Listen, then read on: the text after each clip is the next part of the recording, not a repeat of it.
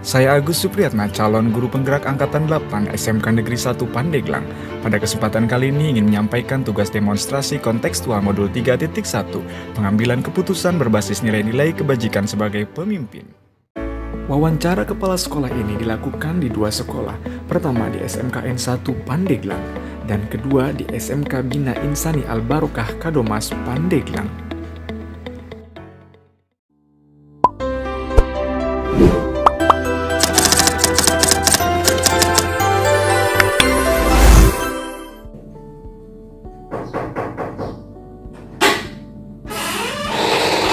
Assalamualaikum, permisi Bapak.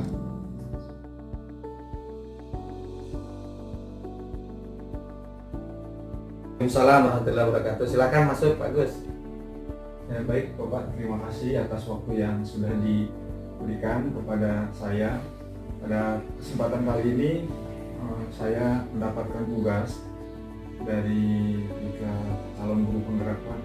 Saat ini kita sudah memasuki modul 3.1 tentang pengambilan keputusan yang dilakukan oleh pimpinan, dan saya mendapatkan tugas ini salah satunya adalah untuk mewawancarai kepala sekolah. Dalam hal ini bagaimana kepala sekolah tersebut mengambil keputusan ya Pak ya, yang berdasarkan apa yang terjadi gitu yang sudah dijalankan di sekolahnya. Baiklah Bapak, marilah kita mulai saja Pak ya untuk wawancara kali ini. Ada beberapa pertanyaan nih Pak yang akan saya ajukan ya terkait dengan pengambilan keputusan ya berdasarkan pengalaman Bapak di sekolah di SMK Negeri 1 Pandeglang ini ya Pak ya. Baiklah Pak, untuk pertanyaan pertama ini Pak, selama ini bagaimana Bapak dapat mengidentifikasi kasus-kasus yang merupakan dilema etika atau rujukan moral Pak yang ada di sekolah ini? Ya, terima kasih Pak Gus. Pertanyaan pertama ini mengingatkan saya bahwa banyak masalah hal yang dihadapi oleh seorang pimpinan. Ada kadang-kadang pilihan ini keputusan sebenarnya harus segera diambil, tapi ada beberapa pilihan. Ini benar, yang ini benar, bahkan benar mungkin dengan baik gitu ya. Ini di situ saya dapat mengidentifikasi bahwa ada permasalahan yang berhubungan dengan dilema etika. Dilema itu kan sering disebut dengan peribahasa dimakan mati bapak, tidak dimakan mati ibu. Nah itu kan demikian yang sering kita pahami. Jadi ketika ada dilema yang membuat kita menjadi seolah-olah ada perasaan bimbang mana yang harus dipilih gitu ya. Nah itulah di situ ada permasalahan dilema ini. Nah, bagaimana mengidentifikasi rujukan moral? Ya biasanya kita kan mengambil keputusan itu ada hal-hal yang bersifat eksternal, yang berpengaruh kepada kita sebagai pengambil keputusan. Eksternal mungkin dari guru, dari masyarakat, dari mungkin juga bisa saja eksternal yang dimaksud sebenarnya dekat dengan kita seperti keluarga mungkin ya, tapi itu bukan bagian dari sekolah kan, bukan bagian dari sekolah gitu ya. Atau sebenarnya eksternal itu ada dalam diri kita, eksternal dari sekolahnya, tapi ada di kita apa itu perasaan kita sendiri, itu bisa mengintervensi kita. Nah mungkin dilema etika dan rujukan moral ini bisa mempengaruhi keputusan kita. Kita harus mengetahui itu, mengidentifikasi bahwa ini masalah yang berhubungan dengan dilema etika dan rujukan moral. Saya kira itu. Ya, tapi di sini sudah luar biasa ya Bapak menerangkannya. Lanjutnya Pak, untuk pertanyaan kedua ini, selama ini nih Pak, bagaimana Bapak menjalankan pengambilan keputusan di sekolah Bapak ini di SMK Negeri 1 Pandeglang, terutama untuk kasus-kasus di mana ada dua kepentingan nih Pak, yang sama-sama benar atau sama-sama mengandung nilai kebajikan? Selama ini pasti saya mempertimbangkan prioritas apa yang bisa dimaknai dari permasalahan yang muncul ini. Apakah ini penting atau tidak, gitu ya? Apakah harus diputuskan sekarang atau tidak? Bagaimana pengaruhnya terhadap masyarakat dalam hal ini yang paling dekat ya warga sekolah. Nah, itu harus menjadi pertimbangan. Jadi selama ini saya terapkan kalau mau mengambil keputusan diutamakan terlebih dahulu itu penting atau tidak. Kemudian bagaimana manfaatnya. Kalau ada dua pilihan, yang paling penting itulah yang dipilih. Yang paling manfaat itulah yang dipilih. Saya kira seperti itu. Luar biasa Pak ya. Kemudian berikutnya untuk ini Pak, ada tahapan-tahapan biasanya Pak dalam mengambil keputusan. Itu langkah-langkah atau prosedur seperti apa nih yang Bapak biasa lakukan selama ini di SMK 1 untuk mengambil keputusan itu Pak? Langkah-langkah. Yang pertama tentu saja kita harus mengidentifikasi masalah ini dari sisi aturan atau regulasi, apakah bertentangan atau tidak, harus ada identifikasi. Nah, kemudian yang kedua baru mempertimbangkan apakah ini hal yang berhubungan dengan etika atau moral, kebiasaan, adat istiadat, atau boleh dikatakan baik dan kurang baik gitu ya. Itu pertimbangan yang kedua. Kemudian yang ketiga langkahnya adalah memilih dari berbagai permasalahan yang ada, mana kira-kira yang memang sesuai dengan aturan, kemudian juga maslahat atau ini baik untuk penerima atau berdampak kepada semua pihak yang menerima kebijakan yang kita buat.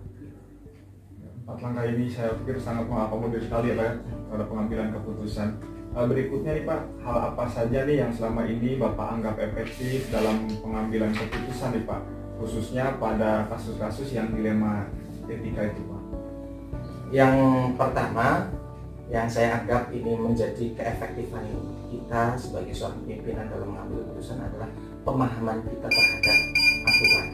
Kalau kita paham terkait dengan aturan atau regulasi, itu akan membantu kita mengambil keputusan yang efektif.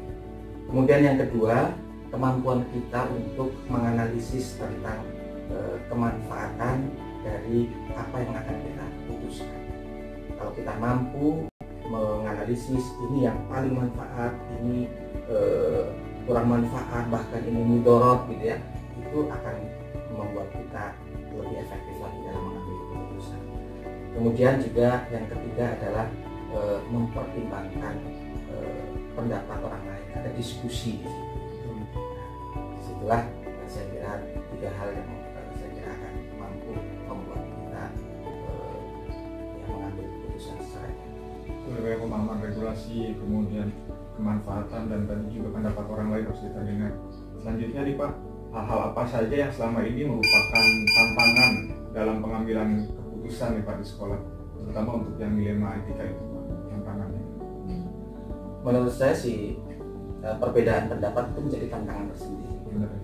Setiap orang punya latar belakang yang berbeda-beda, pemahaman yang berbeda-beda, baik tentang aturan maupun tentang etika atau moral. Nah, perbedaan inilah yang menjadi tantangan tersendiri bagi saya untuk mengambil keputusan di instansi yang saya pimpin. Kemudian yang kedua tentang nilai-nilai yang terdapat di masyarakat.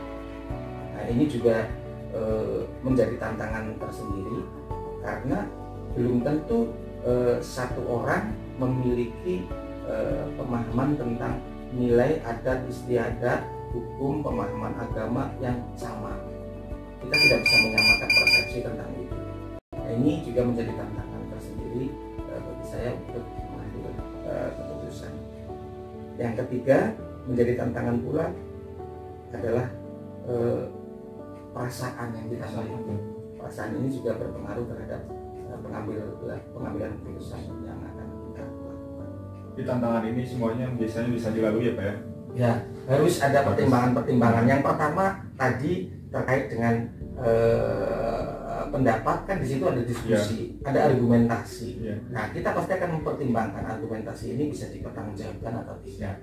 demikian juga nilai-nilai itu juga pasti memberikan kita ya semacam pertimbangan untuk mengambil mana yang memiliki nilai yang paling tinggi, paling berpengaruh terhadap putusan kita yang akan memberikan manfaat bagi institusi yang kita pimpin. Luar biasa Pak. Selanjutnya nih Pak, apakah Bapak ini memiliki sebuah tata kala atau jadwal ya Pak ya tertentu dalam sebuah penyelesaian kasus dilema etika Pak? Apakah langsung menyelesaikan di tempat atau memiliki sebuah jadwal untuk menyelesaikannya Pak? Seperti bentuk, prosedur, dan seperti apa sih Bapak biasa menjalankannya itu Pak? Ya, masalah memang tidak bisa kita jadwalkan kapan akan terjadi, tetapi kita harus mempertimbangkan mana yang harus segera kita putuskan. Kalau itu hal yang bersifat ringan, masalah itu ringan, bisa kita selesaikan secepatnya. Kalau kita sudah tahu bahwa ini jelas salah, kita putuskan. Ya, kalau ini benar dan tidak ada pertimbangan-pertimbangan yang lain dan pilihannya itu mudah kita lakukan, ya segera kita ambil keputusan. Nah, kalau itu sedang berat, mungkin bisa kita tunda terlebih dahulu, kita mengadakan musyawarah, meminta masukan dan sebagainya. Nah, prosedur ya harus ada. Mestinya kita punya aturan-aturan tersendiri di sekolah, ada mungkin kode etik guru, ada peraturan, kemudian kita membuat semacam ya kesepakatan bersama menjadi prosedur yang kita harus sepakati. Cara menyelesaikannya seperti apa? Kemudian Pak, selanjutnya adakah seseorang atau faktor-faktor yang selama ini mempermudah dan membantu Bapak ini dalam pengambilan keputusan Pak dalam kasus-kasus dilema etika?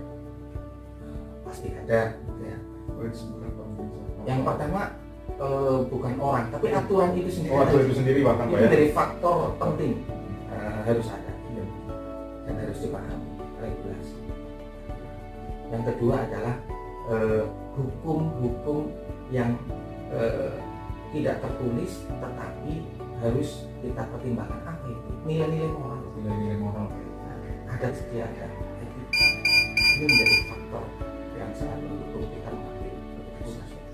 Kemudian yang kedua, kalau tadi dikatakan orang itu ya tim yang kita miliki, tim kita yang ada manajemen di sekolah ya. Ini juga menjadi faktor penting yang akan memberikan pertimbangan-pertimbangan kepada kita untuk mengambil keputusan. Bahkan yang ini jangan sampai diabaikan, gitu ya. Karena kita makhluk sosial yang tidak mungkin bisa melepaskan diri dari orang-orang di sekitar kita. Dan yang keempat itu jangan lupa ada orang-orang yang bisa kita mintai pertimbangan di luar institusi kita tapi berpengaruh. Kita punya keluarga, punya orang tua, bahkan tokoh yang bisa kita anggap sebagai guru kita, gitu ya, menjadi pertimbangan. Nah, termasuk tadi tokoh masyarakat, gitu ya. Saya kira ini menjadi faktor-faktor yang bisa mendorong kita untuk mengambil keputusan yang terbaik. Kalau kita dihadapkan pada dilema etika dan putusan moral. Luar biasa nih Pak. Banyak hal yang juga bisa mempermudah kita ya Pak ya mengambil keputusan. Kemudian berikutnya nih Pak yang terakhir mungkin ya Pak ya, dari semua hal yang telah disampaikan tadi oleh Bapak, pembelajaran apa yang Bapak dapat petik dari pengalaman Bapak selama ini dalam mengambil keputusan yang bersifat dilema etika itu? Yang pertama, kita harus memahami bahwa kebenaran itu mutlak. Kebenaran itu hakiki. Kebenaran datangnya dari Gusti Allah. Nah, ini yang mestinya menjadi rujukan utama kita. Sementara yang sering kita katakan sebagai kebaikan itu kadang-kadang bersifat relatif. Dari sudut pandang kita bisa mengatakan ini baik, tapi belum tentu sudut pandang orang lain. Seperti saya mengatakan ini sebelah kanan loh menurut saya, tapi Pak Agus sebelah kiri. Ini sebelah kiri, kan sudut pandang yang berbeda-beda, gitu ya. Nah, itulah yang kita sebut dengan relativitas. Nah, tapi kebenaran tidak seperti itu. Nah, karena itu ketika kita mengambil keputusan, yang menjadi dasar utama kita adalah kebenaran. Nah, baru kita pertimbangkan yang lain, nilai-nilai etika, moral, adab istiadat, kemudian bahkan perasaan kita, ya, perasaan kita libatkan yang berikutnya, jauh-jauh berikutnya. Tapi yang paling kita utamakan itu adalah kebenaran. Kebenaran itu hakiki dari Allah Subhanahu wa Ta'ala. Kita harus berpihak pada kebenaran. Kemudian yang kedua, jangan anggap remeh pendapat orang lain. Nah, kita tahu ini seolah-olah kita paling tahu ini yang benar, gitu ya. Belum tentu. Siapa tahu pengetahuan kita terbatas, gitu ya. Jadi jangan lupa yang kedua, menurut saya adalah menjadi pembelajaran kita harus mempertimbangkan pendapat orang lain. Kemudian yang ketiga, karena mempertimbangkan pendapat orang lain, kita harus juga mengutamakan musyawarah mufakat di dalam pengambilan keputusan di organisasi, di institusi. Karena kita tidak sendirian, banyak orang yang terlibat. Nah, mestinya kita mengambil keputusan kalau hal-hal yang berhubungan dengan dilema etika dan kejujuran moral kita berdiskusi, bermusyawarah. Paling tidak ada muhasabah, diskusi dengan diri sendiri, gitu kan. Paling tidak itu, saya kira itu.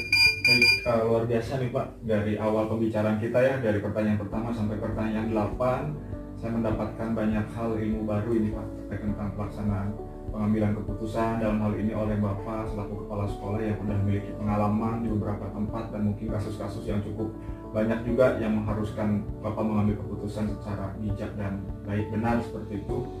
Dan saya dalam hal ini sebagai calon guru penggerak yang masih melaksanakan program pelatihan dan pendidikan ini, saya sangat senang bisa hadir di sini, bisa mendapatkan ilmu dari Bapak, dan mudah-mudahan juga saya suatu saat nanti apabila saya ada posisi di mana saya harus banyak mengambil keputusan, saya juga bisa mengambil hikmah nih dari kebijakan yang sudah Bapak ambil selama ini, gitu Pak ya. Ya, semoga ini memberikan manfaat. Pak Agus juga dengan diskusi seperti ini mengingatkan kepada saya ya, manfaatnya untuk saya. Nah, semoga bisa bermanfaat juga pengalaman saya untuk Pak Agus, bahkan untuk orang lain. Baik Pak, terima kasih atas waktunya. Insya Allah ini akan sangat bermanfaat bagi saya baik sekarang ataupun nanti ya Pak ya. Saya akhiri ya Pak ya. Terima kasih banyak. Assalamualaikum warahmatullahi wabarakatuh. Waalaikumsalam. Selamat Pak, sukses. Semoga.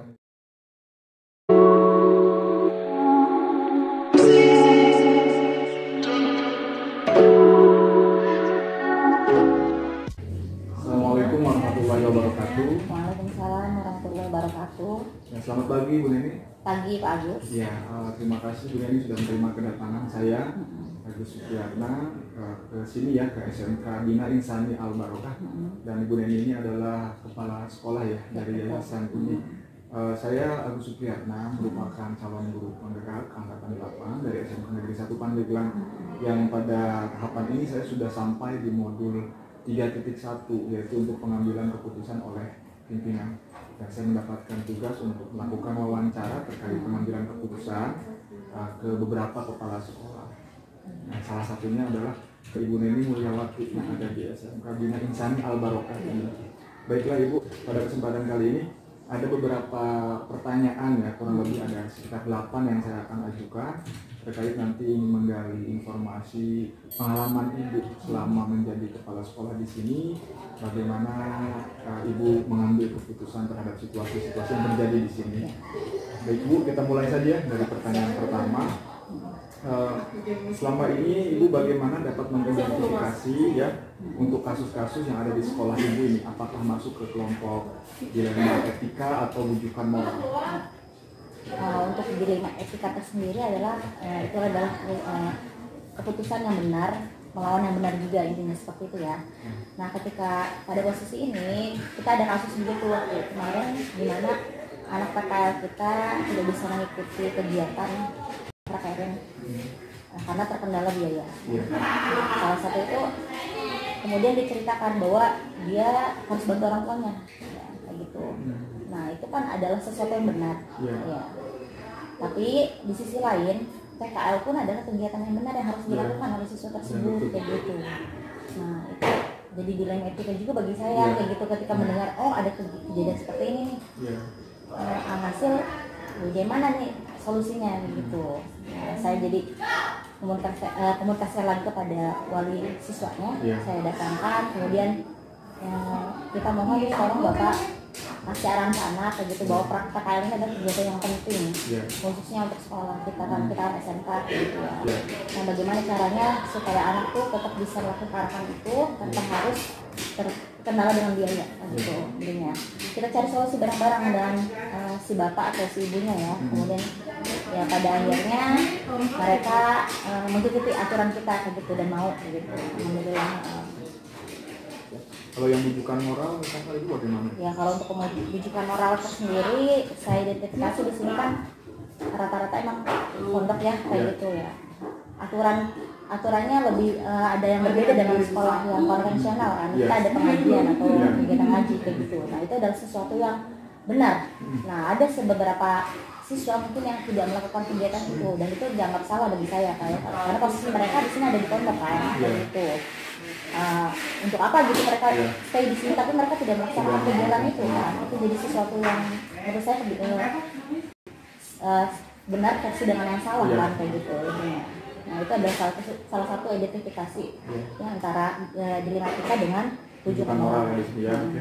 Baiklah, selanjutnya ini untuk yang pertanyaan berikutnya. Selama ini bagaimana Ibu menjalankan pengambilan keputusan di sekolah Ibu ini, terutama untuk kasus-kasus di mana ada dua kepentingan yang sama-sama benar gitu ya, atau sama-sama mengandung nilai kebaikan gitu. Bagaimana Ibu cara mengambil keputusan itu?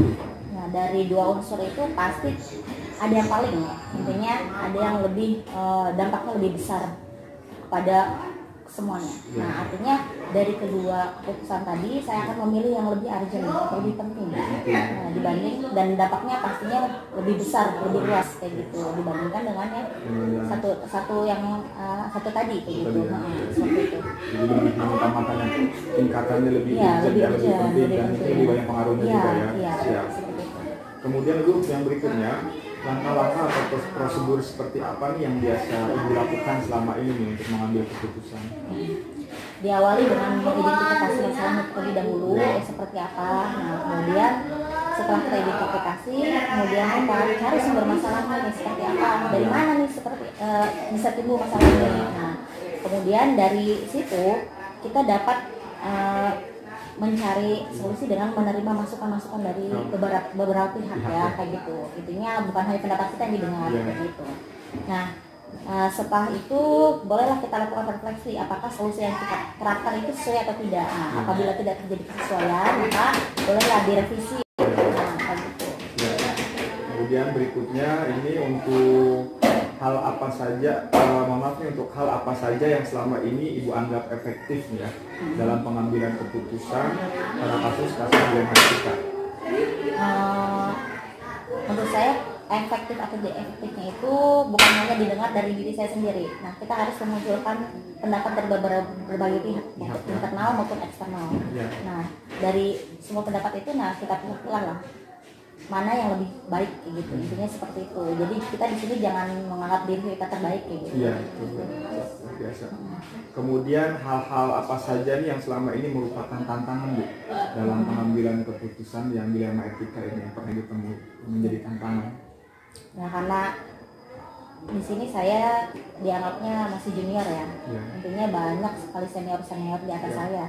Nah ketika kita mengambil keputusan, jadi kita harus mendengarkan dulu pendapat mereka begitu agar tidak terjadi ketimpangan ya. Intinya seperti mereka ketika saya merasa diri saya harus pendapat saya saja yang harus diutamakan, mereka mungkin sedikit tidak nyaman kayak gitu. Intinya saya pengen lingkungan kita di sini tuh kerja kita nyaman. Tidak timbul konflik ya? Tidak timbul konflik. Walaupun di sini posisi saya adalah posisi sebagai kepala sekolah, saya tetap selalu yang mengutamakan mereka untuk pendapat. Jadi sharing dulu lah seperti itu. Terus ya. Kemudian apakah Anda memiliki sebuah jadwal nih dalam penyelesaian kasus dilema etika, ataukah ada penyelesaian insiden itu pada saat itu aja, atau untuk masalah tertentu itu ada kayak penanganan khusus gitu dari segi waktunya? Ya dilihat lagi ya dari segi permasalahannya seperti apa kan. Permasalahan itu ada yang kecil, mungkin besar, ya kompleks mungkin ya. Jadi tingkatannya berbeda-beda. Nah, ketika misalkan timbulnya dalam permasalahan yang kecil dan bisa diselesaikan pada saat hari itu juga, ya kita utamakan kita selesaikan pada hari itu juga. Nah, untuk masalah yang sifatnya kompleks mungkin ya dan butuh penanganan yang ekstra, kemudian melibatkan banyak pihak, ya kita butuh waktu juga ya untuk penanganannya seperti itu. Disesuaikan ya? Ya, disesuaikan dengan masalah yang dihadapinya. Ya. Nah, kemudian ini kan kita biasanya sesuatu bisa berjalan baik itu kalau banyak dukungan gitu ya. Nah, ini apa nih? Adakah seseorang atau faktor-faktor yang mempermudah atau membantu ibu dalam pengambilan keputusan? Kalau untuk alhamdulillah dari segi mungkin pengalaman ya, pengalaman yang saya alami mungkin itu dapat membantu juga dalam mempermudah saya dalam mengambil keputusan. Kemudian kemampuan sedikit demi sedikit mungkin dalam berjalannya waktu kita belajar intinya. Dari situlah mungkin kemampuan kita terasa ya, walaupun misalkan belum maksimal tapi adalah pengalaman dan kemampuan dari situ. Nah, kemudian dukungan dari lingkungan juga, dengan lingkungan yang ada dan ngasih positif ya, memberi dampak positif kepada saya, itu menjadi jalan kemudahan bagi saya dalam memberikan atau mengambil keputusan yang kayak gitu. Berarti ada yang bersumber dari internal ibu sendiri atau dari pihak eksternal itu ya? Dan keluarga juga mempengaruhi betul juga. Sekali ya, karena kita juga minta pendapatnya dari keluarga. Ada sharing-sharing ya, ketika misalkan ada masalah di sekolah nih seperti apa ya, kira-kira solusi yang harus ditangani kayak gitu kan, itu jadi jalan juga untuk mempermudah saya kayak gitu. Luar biasa ya. Selanjutnya nih yang terakhir, dari semua hal yang telah disampaikan, pembelajaran apa yang dapat ibu petik ya dalam pengambilan keputusan di Etika ini? Ya banyak sekali ya pengalaman dan pengetahuan yang saya peroleh dari pelajaran di Etika ini ya. Ketika kita menghadapi sesuatu yang benar dengan yang benar, bagaimana sih kita di sini tidak boleh meremehkan pendapat orang, jadi seperti itu ya. Jadi intinya mereka juga harus diterima pendapat mereka kayak gitu ya. Jadi masukan buat kita, intinya bisa dipilah mana yang baik dan buruk dari berbagai pendapat dari mereka kayak gitu. Dan intinya ketika kita mengalami masalah atau konflik ya, internal maupun eksternal ya, kita harus menyelesaikan secara mufakat ini sampai beres, sampai tuntas. Jangan sampai intinya keputusan sendiri kemudian terabaikan sampai nunggu sampai beberapa lama baru selesai kayak gitu. Intinya harus selesai, intinya semuanya tidak ada yang merasa terbebani atau merasa terlangkahi juga. Musyawarah untuk mufakat itu. Ya, intinya seperti itu. Luar biasa ya diskusi kita pada pagi hari ini. Saya sebagai guru penggerak ya yang sedang mengikuti pendidikan selama 7 bulan ini, hari ini saya mendapatkan banyak pengalaman sharing dari ibu gitu ya, dari orang yang sudah memikul tanggung jawab sebagai kepala sekolah. Kalau saya kan masih belajar, saya masih sama belajar. Belum mungkin banyak menerapkan, mungkin ada juga saya sudah menerapkan di tanggung jawab yang sedang saya pegang. Tapi untuk level kepala sekolah mungkin ibu di sini sudah langsung praktek gitu ya, memutuskan berdasarkan kondisi dan situasi yang ada. Ini juga akan menjadi pembelajaran bagi saya. Terima kasih saya ucapkan atas kesempatan dan waktu yang sudah diberikan ini. Dan mudah-mudahan ini juga nanti bisa berdampak positif kepada saya seperti itu. Baiklah Ibu, sekali lagi saya ucapkan terima kasih banyak. Sampai jumpa di lain kesempatan ya. Terima kasih. Assalamualaikum warahmatullahi wabarakatuh.